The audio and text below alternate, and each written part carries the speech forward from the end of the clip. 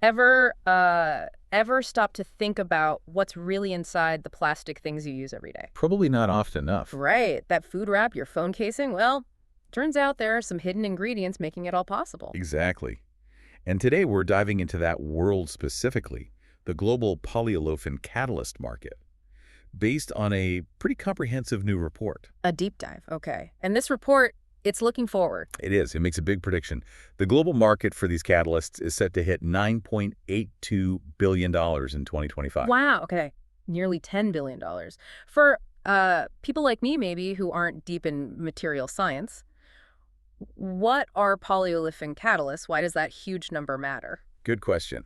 So think of them as, well, the essential workers in making polyolefin. Polyolefins, like polyethylene, polychlorine. Precisely those. The absolute bedrock polymers for so much of the plastic around us. Oh. Packaging, definitely. Parts in your car to make it lighter. Even stuff in construction. Okay, so they're fundamental. Totally fundamental. Without these catalysts, our modern world would look quite different. So our mission today is basically to unpack this report for you, pull out the most important bits, the interesting stuff, save you wading through all the data yourself. Excellent. So $9.82 billion in 2025. That's the starting point. What about the longer view? Where does the report see this heading? It points towards pretty solid continued growth.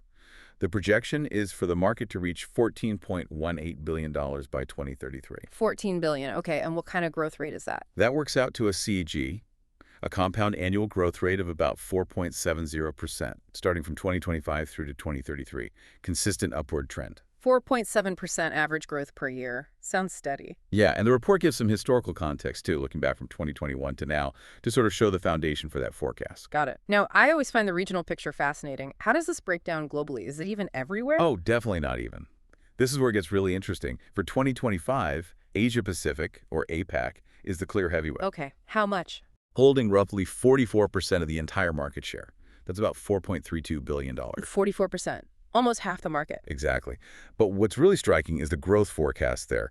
APAC is projected to have the highest CAGR, a really strong 6.3% from 2025 to 2033. Wow, over 6% growth in APAC alone. That feels significant for the global balance. What about places like North America and Europe? Still very important players, absolutely. North America holds just over a quarter of the market, about 25% in 2025. Okay. That's $2.46 billion. Its growth is forecast at 2.9% CGR. Slower, but still growing.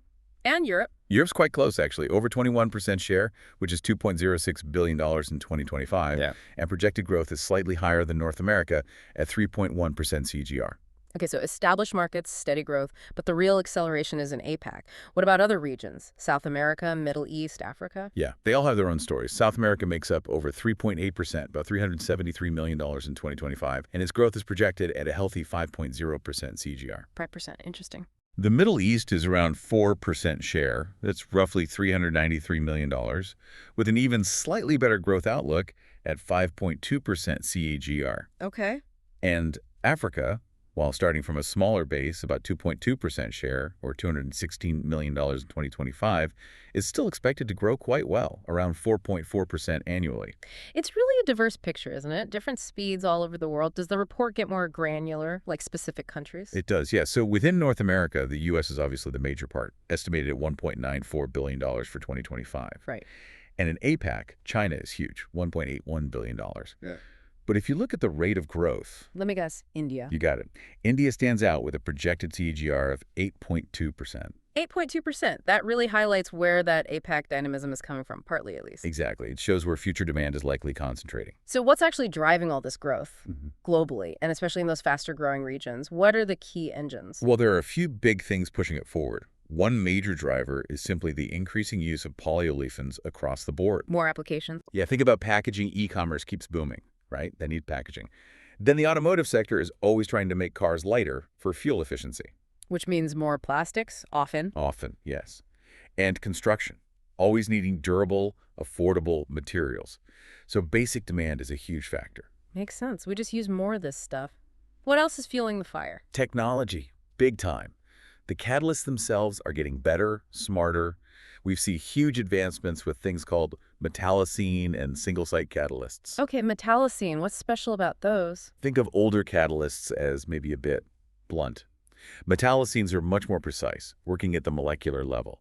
They let manufacturers really control the properties of the final plastic. Like making it stronger or clearer or more flexible. Exactly that. Tailor-made plastics. Hmm. This opens up whole new applications, lighter car parts that are still strong, better food packaging films. The report even mentions newer post-metallocene types that could do even fancier things, like incorporate different kinds of molecules. So smarter catalyst equals more versatile, higher performance plastics. That sounds like a big driver. Is the environment playing a role here too? Sustainability. Definitely. That's another key driver. There's growing pressure from regulations from consumers for more eco-friendly options.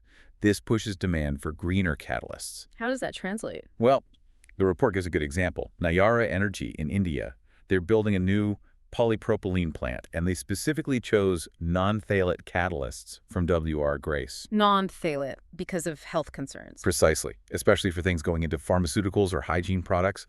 It shows how that demand for better, safer materials flows right down to the choice of catalyst. That's a great real-world example. Okay, so lots of growth drivers. But surely there are challenges too. What does the report see as potential roadblocks? Yes, definitely challenges. One big one is raw material prices. They can be quite volatile. What kind of materials are we talking about? Various metals, chemical precursors, the basic ingredients for the catalysts.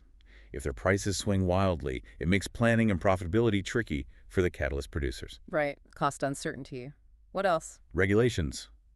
Environmental and health regulations on the actual chemical makeup of the catalysts can tighten or change. Ah, so you might have a great catalyst, but then find out you need to reformulate it because a component is restricted. Exactly. That means Yeah. more R&D, more investment, adapting processes. It's a constant factor in the chemical industry. So balancing costs and regulations makes sense. What about major trends shaping the market beyond just growth? Any big shifts happening? Two really stand out in the report. First is the push towards bio-based or recyclable catalyst solutions. Ah, tying back to sustainability again. Absolutely. It's about finding catalysts derived from renewable sources, or ones that make the final plastic easier to recycle. Trying to close that loop, reduce the environmental impact, it's a very active area. That sounds promising. What's the second big trend? The other one is this increasing drive for customization in the polymers themselves. Which links back to those advanced catalysts like metallocenes. Exactly. Because these catalysts offer such fine control, manufacturers can now really dial in the specific properties they need. Strength, flexibility, melt flow, clarity, you name it.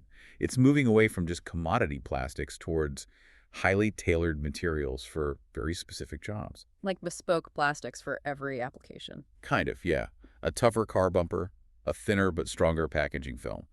That level of precision. Very interesting. Now, who are the main companies doing all this? Who are the big players in this catalyst game? It's a competitive field, as you'd expect. Yeah. You've got major global chemical companies and some more specialized regional players. The report mentions names like W.R. Grace & Co., Leon Del Basil. Familiar names? Right. Also Sinopec, Clariant AG, Evonik Industries AG. These are some of the key players listed. Okay. And are they just competing, or is there interesting activity, like new products or deals? Yeah, the report notes some recent things. For example, Ecovist launched a new line called AlphaCat. These are advanced silicas used in biocatalysis, so related innovation. Okay. And W.R. Grace licensed its Unipol PP process technology, that's a polypropylene production method, to Bharat Petroleum in India. Ah, linking back to that growth in India again, technology transfer. Exactly. Shows how technology spreads and production capacity expands in those key growth areas. It sounds like a really dynamic space. The report probably slices the market in other ways too, right? By product type or application. Any highlights there? It does. Looking at product type, maximum light olefins are expected to remain the dominant segment. Light olefins. That's ethylene and propylene again? Yes, the absolute basic building blocks for most polyolefins, so that makes sense volume-wise. But interestingly, the fastest growing type is projected to be maximum middle distillates. Middle distillates, like fuels. Yeah, related to producing fuels like diesel, kerosene. High demand there is driving faster growth in catalysts for those specific processes. So basic building blocks dominate, but fuel-related catalysts are growing quicker. What about by application? Where are these catalysts actually used most? Right now, the biggest application chunk is for processing vacuum gas oil, or VGO. VGO, that's refinery stuff. Yep. It's a key feedstock for fluid catalytic cracking units, FCC units in refineries, which make gasoline and diesel. So a lot of catalysts go into fuel production. Okay. But the report also flags that the residue segment, using the heavier stuff left over from refining, is growing rapidly. Suggests refineries are trying to get more value out of every barrel of crude. Fascinating how this catalyst market connects so directly to the big picture and energy and materials. Okay, let's just quickly circle back to the regions one last time. Who's leading now and who's growing fastest? So, as we touched on, North America had the largest share in 2025. Strong existing petrochemical sector, high demand, but the fastest growth, the highest CAGR, that's projected for Asia Pacific. Yeah. Driven by that rapid industrialization and urbanization, particularly in, China and India, boosting demand for all kinds of plastic goods. Got it. So, summing up this deep dive, this polyolefin catalyst market is big business, heading towards $10 billion this year and still climbing steadily. Yeah, solid growth. Driven by more uses for plastics and packaging, cars, building, but also by smarter catalysts and that big push for sustainability. Key factors, definitely. And while North America leads for now, Asia Pacific, especially India and China, is where the most explosive growth is happening. That's the picture, yeah. These catalysts are really the hidden gears making so much of our modern world turn. Unsung heroes, like we said at the start. Exactly. Which leaves us and you, our listener, with something to think about. Given this huge focus on sustainability and the rapid growth we're seeing, how might the next generation of polyolefin catalysts truly change the plastics industry? Could we see radically different materials or maybe even solve some of the end-of-life problems? It's a huge question, isn't it? The potential impact is massive. Definitely food for thought. We hope this deep dive gave you some useful insights into this crucial, if often overlooked, market. Thanks for joining us.